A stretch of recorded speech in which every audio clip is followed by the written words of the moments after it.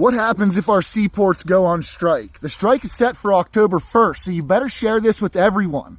Because if our ports close, everything we depend on closes with it.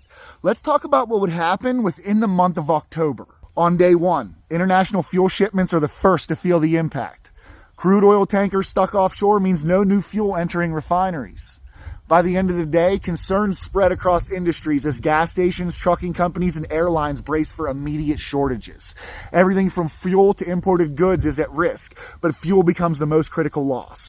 By day 3, gas stations are starting to run dry and rationing begins. Prices surge as demand skyrockets. Without fuel, trucks can't deliver goods, and the first shortages show up in grocery stores.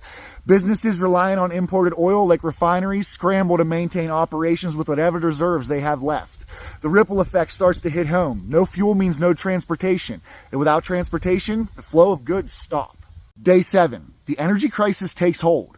Within the first week, the impact of fuel shortage deepens. Trucks, trains, and ships that move essential supplies across the country slow to a halt.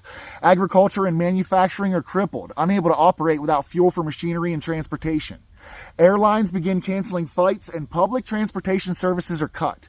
Gas prices hit all-time highs as panic buying intensifies. By week 2, the power grid struggles and collapse looms. Power plants that rely on imported fuel start to struggle and blackouts spread as they ration what's left. People begin hoarding fuel and chaos erupts at the pumps. The stock market plummets as industries reliant on global supply chains begin to crumble. The economy falters and unemployment skyrockets as factories close and businesses shutter. By week 4, total breakdown of society. By the end of the month, the energy crisis and fuel shortages bring society to its knees. Cities erupt into fuel riots and law enforcement is overwhelmed.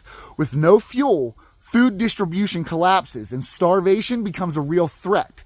Communities are left to fend for themselves as fuel reserves dry up completely, leaving transportation, emergency services, and the economy in ruins. Without ports, crude oil can't get in. Without crude oil, fuel can't be made. Without fuel, everything grinds to a halt. When the fuel stops, America stops. And just so we're clear, this could all happen within the month of October. AP out.